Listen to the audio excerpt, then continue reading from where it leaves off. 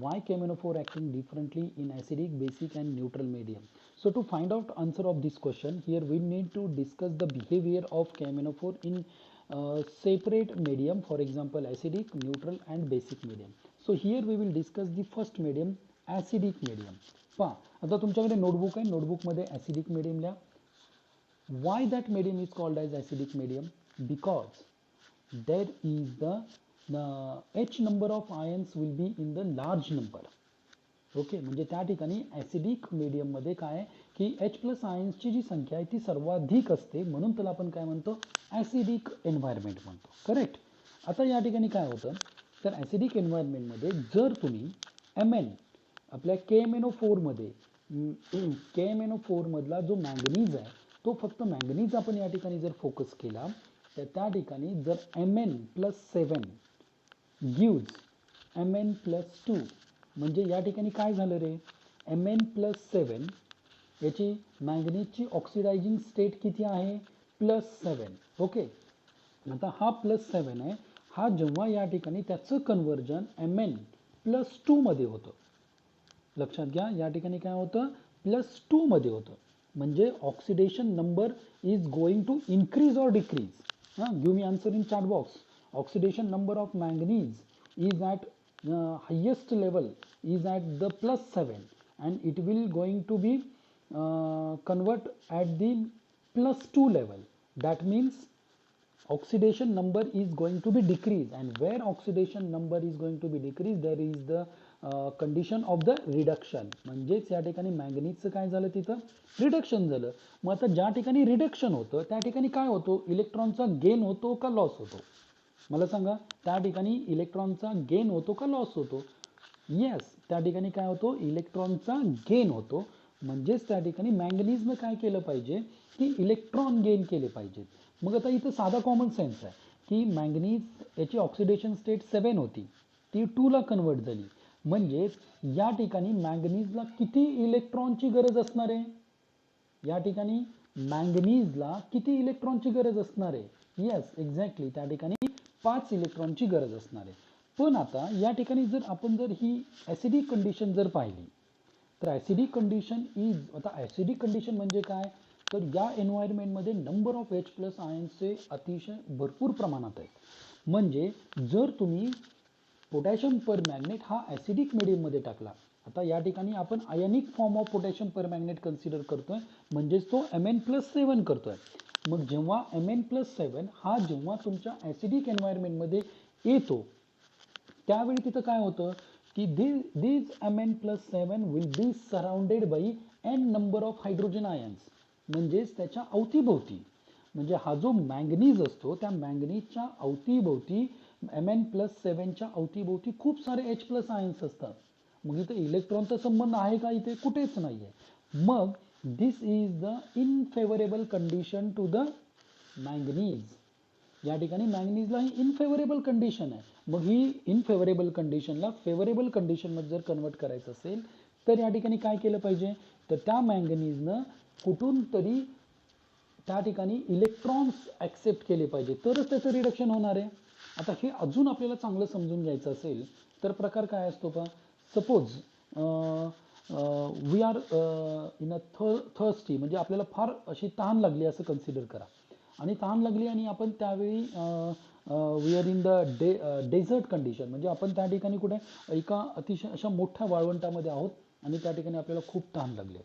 काय कंडिशन होईल रे, आपल्याकडे पाणी नाही आहे, म्हणजे या ठिकाणी Mn+7 आहात तुम्ही, पाणी म्हणजे आहे तुमचा इलेक्ट्रॉन. ओके, याला इलेक्ट्रॉन तर पाहिजेत, आणि H प्लस म्हणजे त्या ठिकाणी असलेली सँड.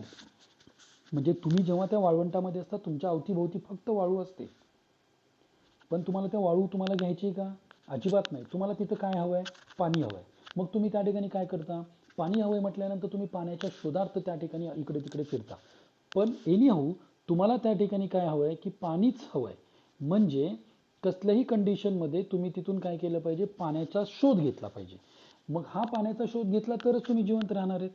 मग अशा कंडिशनमध्ये आपण त्या ठिकाणी थोड्याही प्रमाणामध्ये आपण त्या पाण्यासाठी वेट करू शकत नाही, म्हणजे आपले पाय हे पाण्याच्या शोधात इकडे तिकडे फिरू लागतात. अगदी तीच कंडिशन या मॅंगनीज Mn+7ची आहे.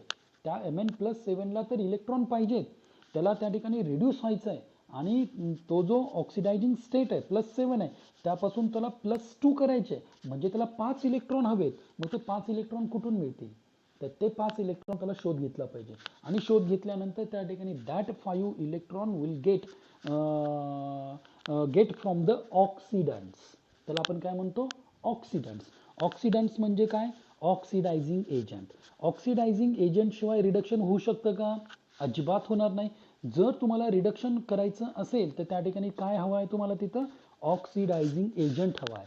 आणि oxidizing agents are the substances which gains or loses electron. Give me answer in chat box. LEO or GEO? Oxidizing agents are LEO or GEO? No. Oxidizing agents are GEO, not LEO. पहा इथं confusion नको आहे. Oxidation is the Leo, लक्षात घ्या. Oxidation is the Leo and oxidizing agent is the geo. Oxidation is the loss of electron and oxidation is loss of electron while oxidizing agent is the gain of electron. Okay, म्हणजेच त्या ठिकाणी electron gain करणारा molecule तिथं पाहिजे. मग जेव्हा हा Mn+7 हा जेव्हा ऑक्सिडंट बरोबर रिॲक्शन दाखवतो त्याच वेळी त्याचं काय होणार आहे? Mn+2 मध्ये कन्वर्जन होणार आहे. मग हीच रिॲक्शन आपण जी ॲसिडिक मधली रिॲक्शन आहे ही फायनल रिॲक्शन आपण कशी नोट करू शकतो? So write down the reaction as KMnO4. आपण या ठिकाणी आयनिक रिॲक्शन घेतोय म्हणजे पोटॅशियम पर मॅग्नेटचा आपण काय करतोय? पर मॅग्नेट हा आयन आपण डिस्कस करतोय, पोटॅशियम आपण बाजूला ठेवतोय. म्हणजेच MnO4- plus 8 hydrogen that is +8+. Okay, 8H+. MnO4 plus 8H+ plus 5 electron. It gives Mn+2 plus 4H2O. परत मी सांगतोय की ही रिॲक्शन नोट करत असताना या ठिकाणी तुमच्या स्क्रीनवरती पण ती रिॲक्शन तुम्हाला दिसते. MnO4 plus 8 hydrogen. या ठिकाणी थोडंसं मॉडिफिकेशन आहे मी सांगतो त्या रिॲक्शनमध्ये. MnO4- प्लस म्हणजे मायनस हा त्याच्यावरती चार्ज आहे प्लस 8H+. हा H+ वरचा प्लस चार्ज आहे प्लस 5 इलेक्ट्रॉन, इलेक्ट्रॉनवरती मायनस चार्ज आहे. It will gives Mn++ plus 4H2O.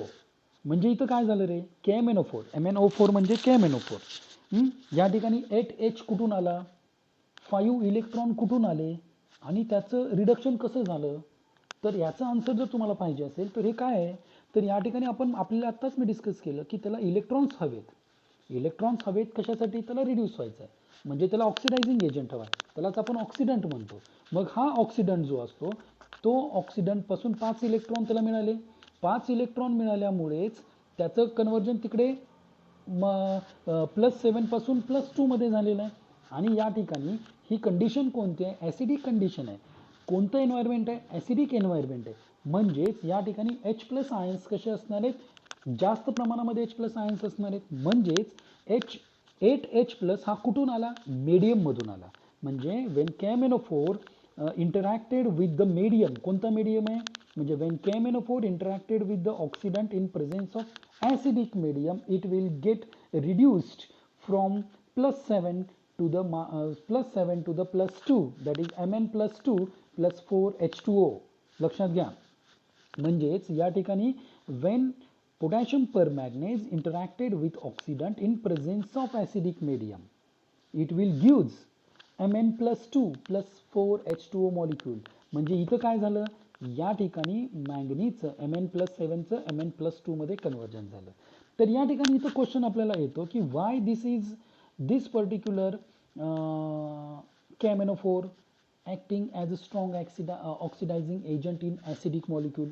आता हे आन्सर देण्याच्या आधी मी तुम्हाला इथं सांगतो. काय सांगतो इथं की या ठिकाणी किती इलेक्ट्रॉनचा गेन झालेला आहे? Give me answer in chat box.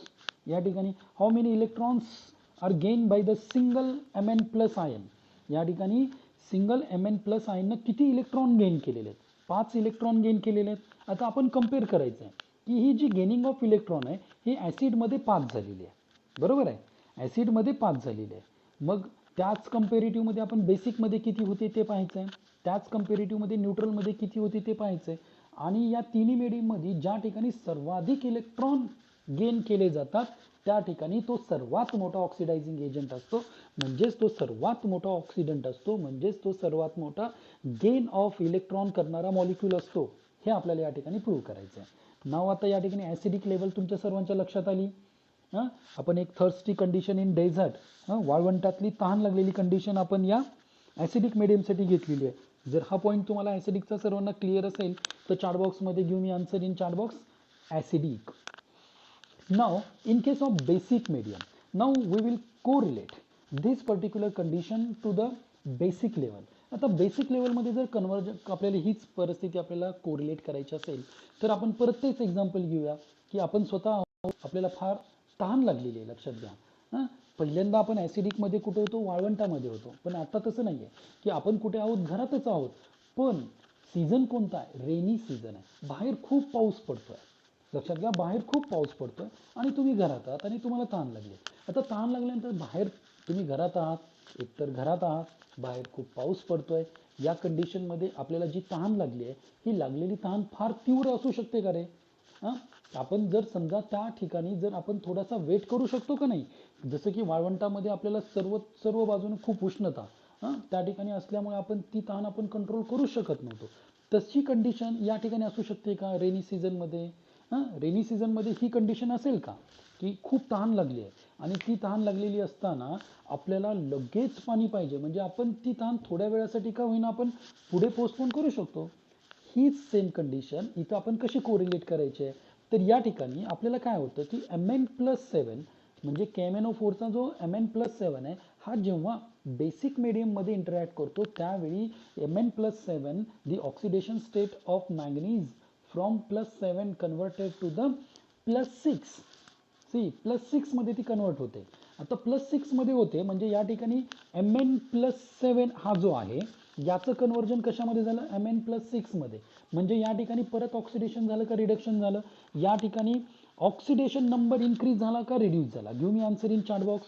Oxidation number converted from 7 to the 6.